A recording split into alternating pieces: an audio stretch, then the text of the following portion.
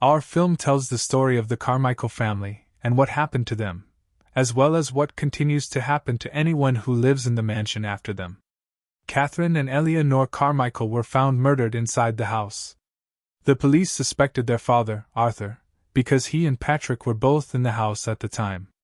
It was also snowing heavily, and there were no footprints outside, which meant the killer had to be someone from inside the house. However, Patrick had previously been involved in an accident while he was with Margaret. She died instantly, and Patrick was injured in his arm.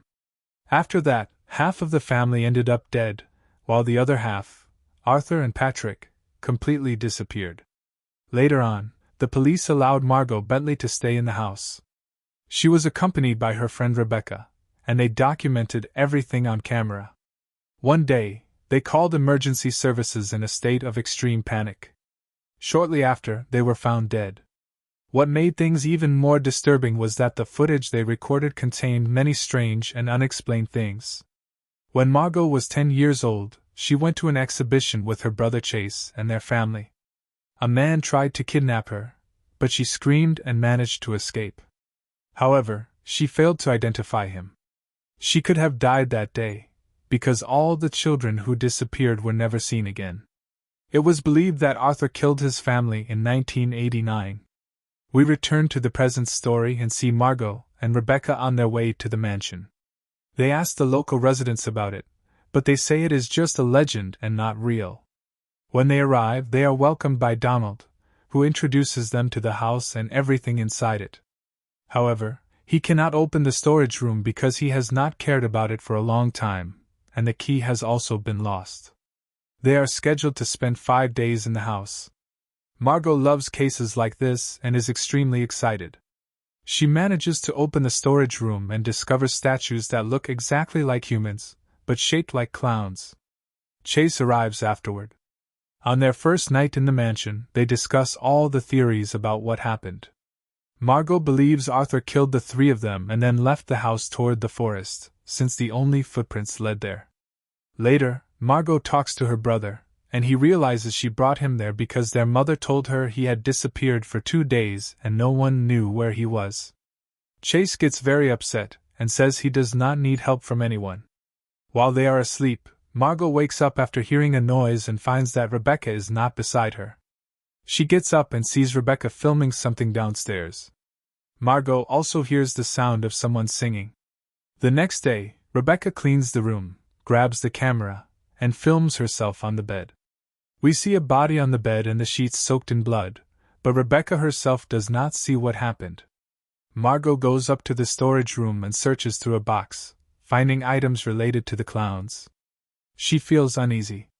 Later, Margot and Rebecca leave Chase alone in the house and go to the antiques exhibition at the burned-down Abaddon Hotel. Rebecca notices a specific clock and realizes there is a hidden door. She finds a film and a letter that were meant for one of the hotel's employees. Margot quickly takes them and puts them in her bag. Meanwhile, Chase is sitting in the house when he suddenly hears a sound. He steps out of the room and is startled by a clown nose right in front of him.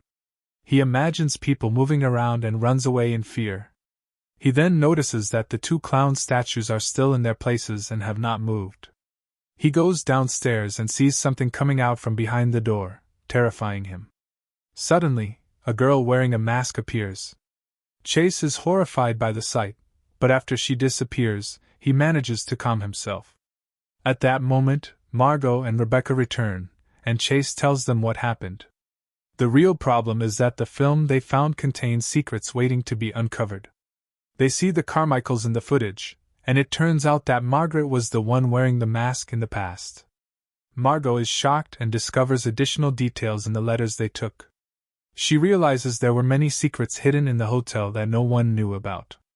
They go outside, and Margot becomes extremely anxious and scared, starting to believe that the house might actually be haunted. Chase talks to Rebecca and tells her that if she wants to leave, he will fully support her decision, because his sister can be very strange when it comes to things like this. Shortly afterward, Rebecca sits in her room and calls her manager, Linda. She explains what is going on and shows her pictures of the mansion. Suddenly, she receives another file. When she opens it, she finds strange photos that she did not take herself. The photos appear to be taken from behind her.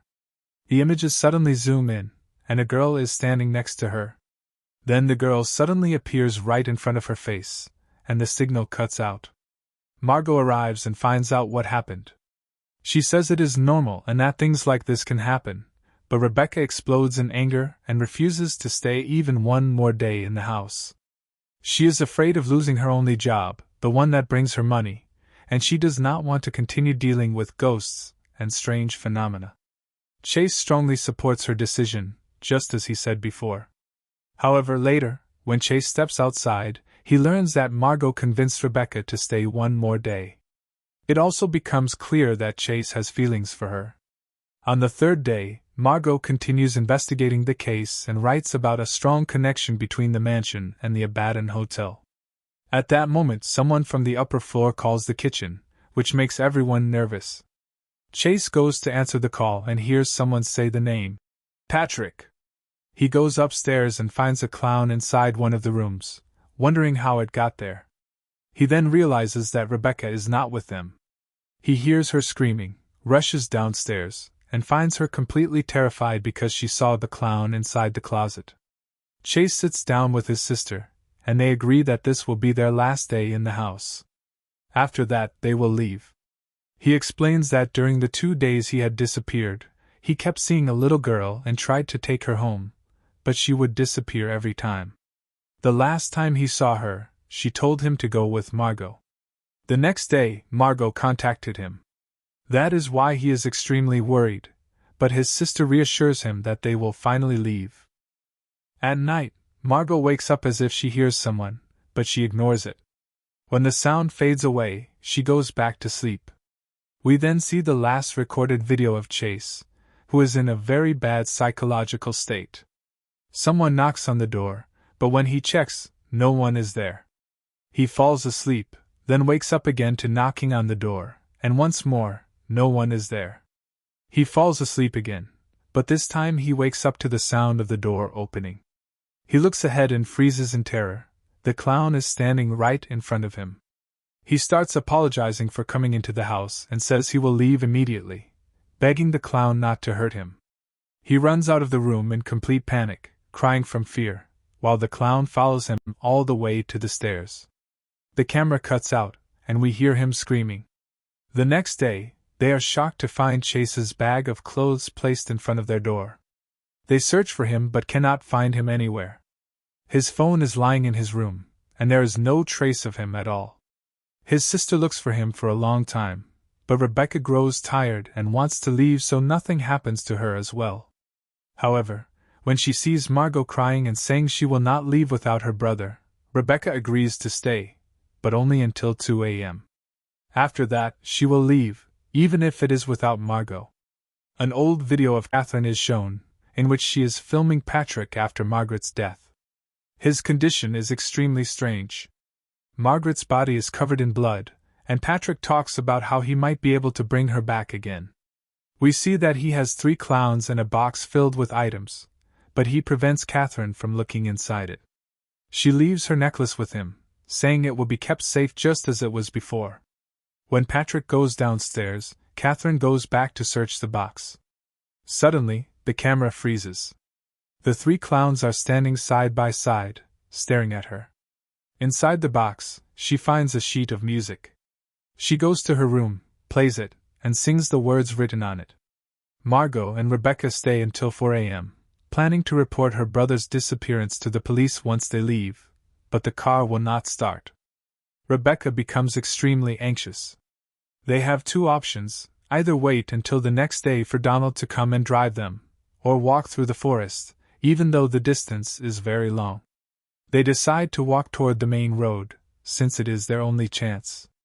At the beginning, a man named Andrew Tully was the one who started all of this. After his daughter died, he ran away because of a violation he was wanted for. He met 2 clowns who ran a toy store, Thomas Rollins and Freddie Parkins. They came with him, built a hotel, and hired some of the local residents to work there. Patrick was one of them. The problem lies in Catherine's video recording, which shows a third person who remains unknown, wandering through the forest for a long time. Later, they pass by a sponge doll shaped like a child with its head cut off. Then they are shocked by the appearance of a hearse. They are horrified when they see a man dressed in black, followed by several others wearing the same clothes. The two girls run at full speed until they reach the house again, remaining extremely tense. Rebecca is on the verge of breaking down, and Margot tries to calm her and apologizes, explaining that she thought Rebecca also wanted to solve the crime like she did, and that they needed to keep filming to prove what was happening, and in case something happened to them. We return to Catherine as she films Patrick when he arrives at the house. It turns out he had been in prison. She tells him about the mass suicides that happened to all the hotel workers, whom everyone believed had died. Patrick says they did not die, they crossed over. He says he wishes he had been with them if it were not for being in prison. He yells at Catherine to put the camera away and stop filming him. When she leaves and reaches her room, she freezes in place. The room is covered in blood. She screams in terror. Before the mass suicides began at the hotel, strange rituals were performed, and these acts release dark energy.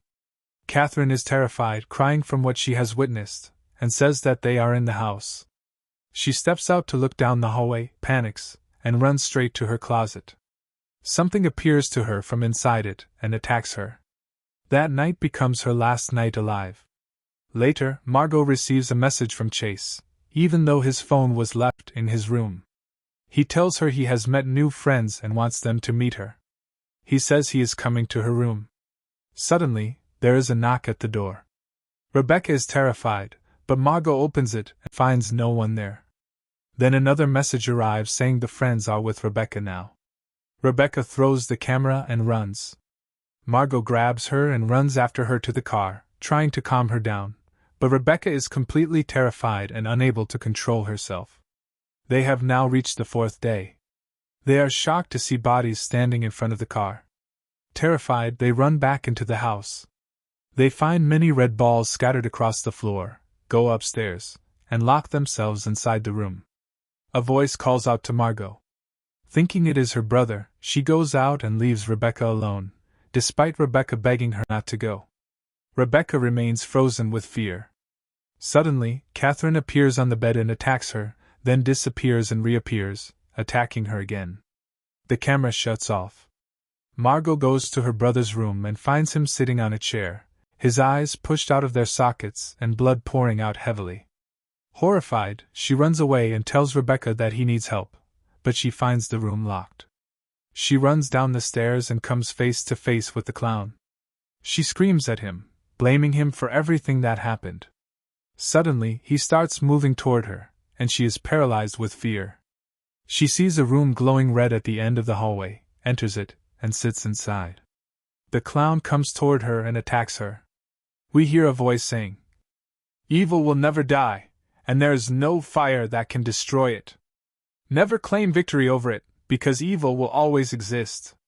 Sometimes it is right beside us, and we don't even realize it." We then see a photo of Margot at an amusement park. The image slowly zooms out, revealing the clown standing in the corner. In the final recording of the film, we see Patrick, terrified, speaking directly to the camera, saying that they all serve, but in different ways. He then yells at someone, puts on the clown mask, and leaves. At the end of the film, Alice Harper says that the town is holding a festival in Abaddon, and it seems that everyone believes everything is finally okay. Suddenly, the clown appears at the window. And that is how our story ends, a story that is completely true and actually happened. All the characters, locations, and events were mentioned exactly as they occurred, with no alteration to the film's story. Thank you for watching. And don't forget to like the video and subscribe to the channel.